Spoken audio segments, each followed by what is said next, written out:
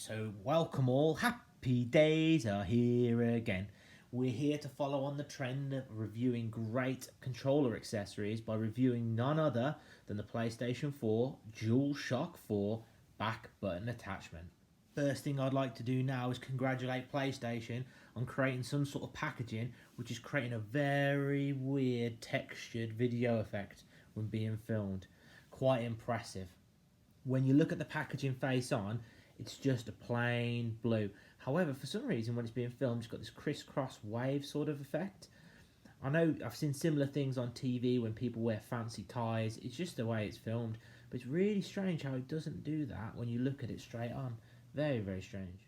To give a bit of context to this controller attachment, I think this was PlayStation's attempt to enter the more advanced gaming controller market. And I wouldn't say it's a direct comparison to the Xbox Elite controller, but certainly it does help make the controller of the PlayStation take that jump into being a bit more advanced with adding some additional buttons with a little bit of extra functionality. In terms of cost, I think this was about £35 when I bought it brand new. However, it's been incredibly difficult to get hold of because unfortunately it's a game exclusive. So for those guys outside of the UK, Game is a game shop that sells computer games and things like that, but it holds licensing deals which makes certain things exclusive, and unfortunately and surprisingly this is exclusive to Game. I'd have thought Amazon would have been able to pick it up, but nope, Game have got the stranglehold on this, and this unfortunately means the only place you're going to get it here is in Game or perhaps second hand in somewhere like eBay or CEX. So I'm going to check their website now and see, can you actually get it? Well, as expected, it's out of stock. I don't think I've seen it in stock on the website. So I got hold of mine by pre-ordering it, but as soon as the pre-orders were filled, I couldn't get it on the website at all. Now, I've been into plenty of game shops around sort of the southwest, and nope, never seen it in stock in the store either. So let's find out, is it worth going on that wild goose chase, that holy grail treasure hunt to see if you can find one of these bad boys? So let's unbox it, let's take a look at it, and let's see it in action. So taking a look at the box, I've already commented on the weird image effect it creates when being filmed. So in the front, it's got a simple picture of the device itself. On the side, nothing of value. On the side, nothing of value. Down below, everything you'd expect to find. EU and Turkey only. On the back, greeted with that text. So pause it, read it if you like. I'm not going to read it because we all know what reading's for. So let's open it up. Let's see what's inside. Boom! Video edit. Stuff's already outside the box and unpackaged, ready for us to have a look at. So the first thing I was greeted with when I opened the box was this.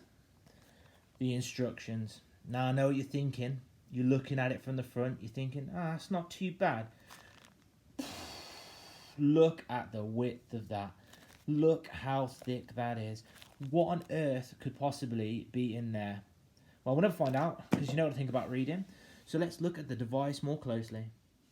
So initial thoughts when picking this up. It's quite a light device made up of some interesting parts. So we have the two back buttons, one on the left and one on the right. I hope you can hear that clicking. It's a nice click feeling. Feels nice to be pressed. We're greeted at the front with an OLED screen. Now that lights up and it looks pretty slick actually when it's attached to a controller, so we'll show you a little bit of that in a minute. Turning it round here, we've got a stereo input. I think if you've seen my other videos, you know what I think about stereo input. It's all about Bluetooth, but I do understand it does have some functionality, especially for people who've got stereo mics and things like that. So it's nice that it has got that feature. Turning it round and under, so we've got ourselves there the stereo input to go into the bottom of the controller, as well as the controller adapter. I'm not sure if you can see that, but it's there. Now, to help you put this in, I did wonder when I saw this online if you're going to put this in the bottom of your controller, is it immediately going to snap because it doesn't fit, very well? But actually, they've been quite clever. That's adjustable. Almost feels like it's got a bit of a magnet in there to pull it down. Yeah, so it adds the flexibility to get it into the controller nice and snug. So I think next thing we need to do is see that plugged in. I was planning to do a slick little edit here where you'd see the back buttons immediately attached to the PS4 controller, but I thought actually it might be interesting to see if I can show you on camera just how easy or not easy it is to get it attached. So let's give it a go. Here we go. Step 1, controller. Step 2, back button controller. Ooh, almost the tripod goes. Oh yeah, hope I put it the right way around. So, sort of push it, twist it, bend it, bigger, faster, stronger, click. There we go. It's all there and in place. Now, no idea what that looked like because I couldn't see the screen when I was doing it, so hopefully that was as slick as it could have been. A question I saw when I was researching this was, is the back button battery powered? Well, no, it's not battery powered. It in fact draws the power for the controller. Does it have a big effect on the battery of the controller? Well, not in my experience. So let's take a closer look. So PlayStation's already on, ready to go. Let's turn it over so we can take a closer look. Apologies if you can see a little bit dirty fingerprints all over the screen. Unfortunately, it is a magnet for that sort of stuff. So it is working, it is set up, just the screen, however, is not showing. Now, if you want the screen to show, you just need to press it. Click. And see it's got that nice OLED. Well, hopefully you saw it briefly, but it does auto off after a short period of time, obviously to help improve battery life. Now, P1 stands for Profile 1. Obviously, that's what the X was the left button, circle was the right button. Now, to edit those, if you press it, you press and hold, and then you've got the up and down bit here. So, to change those, you simply click the buttons. So, let's change X all the way around. Ooh. Leave it back at X. And if you want to change the other one, press the other one all the way back round to O. Save the profile, click it in the middle, there we go. P1 is saved and ready to go. How many profiles do you have? So, click it again to get it up. To change the profile, double press. There you go, profile 2. Then that's my Final Fantasy VII Remake profile, O and R1, which is block and dodge. And then, after profile 2, of course there's profile 3, and it whips back around to profile 1. Pretty straightforward. So what are my thoughts? To be honest, I'd highly recommend this. I think this should have been something that was a standard on the PlayStation 4 controller when it was originally released. However, I do understand, with times and trends and things like that, the back buttons have become more popular, so I can see why Sony's jumped on the bandwagon and made this little adapter, this almost revision to the controller. A lot of people think that those back buttons were some sort of prelude to what the PlayStation 5 controller would be, but after its launch and its release and what it looks like, we clearly know that isn't true.